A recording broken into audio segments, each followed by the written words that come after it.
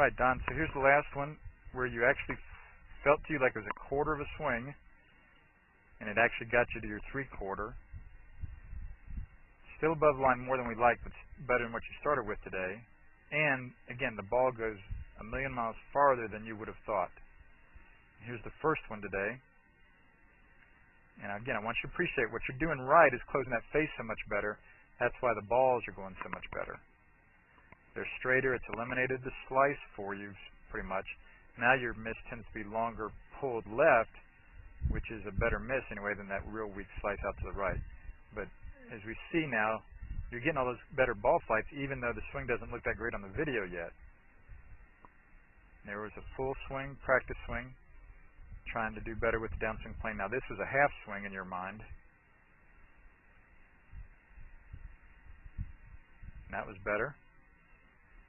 And then this was a half swing in your mind with a practice swing. And it's actually, you see, not much shorter at all than the full swing.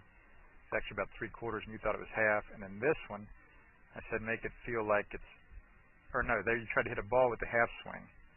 In your mind that was hitting the ball with a half swing and it was still to parallel. And then this was hitting the ball with a quarter swing in your mind. And on the video, the reality of the video is actually 3/4. So now let's go up and I want to see you hit a lot of balls off the grass so you can help to learn more and more effectively how to monitor yourself to see if that plane line's getting better on the downswing. But again, I really want you to learn what you're doing right. The reason the ball flights are getting better, there's a good example. See, it's going toward the valley because those hands are turning over better.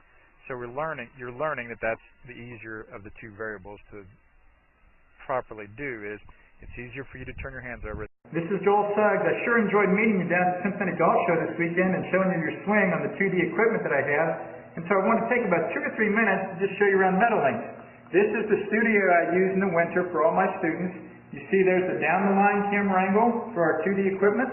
And then we have the face-on camera angle also. And then what we also have here is 3D equipment to where I can show you your swing from 6 different camera angles with this 3D equipment. And we can get your swing from down to the 1/120th of a second in terms of exactly what your hips, shoulders, and hands are doing in the swing. And then also, I have the most realistic hitting curve I've ever seen from puttersedge.com. So when you hit your full shots, it feels as realistic as possible. And then I have 3 different green speeds for you to practice your putting. 9.5 on the step meter, 10.5 on the step meter, and 12.5 on the step meter. That's benefited my students tremendously. And then also I have a lot of learning aids like this Smart Stick. You can see the rest of those learning aids over here in my bag that we can work on to help you learn the certain fields in your golf swing that you and I both want. And then also I help my students a lot with their equipment through the winter. This is a frequency analyzer where we twang your club and it gives us a reading here. And then also we plot your whole set, each club on these lines to see if the set is really matched or not. Quite often they aren't, and it helps my students tremendously when they find out what clubs are the offending clubs. Then if we get tired of being indoors and want to go outdoors and hit some, we can do that. It's my daughter, Ellie. Good to see you. I haven't seen her in weeks. No wonder you've been gone, Ellie. You've been out here playing in the snow all this time. But this is our natural turf area. This is closed until April, as you can see.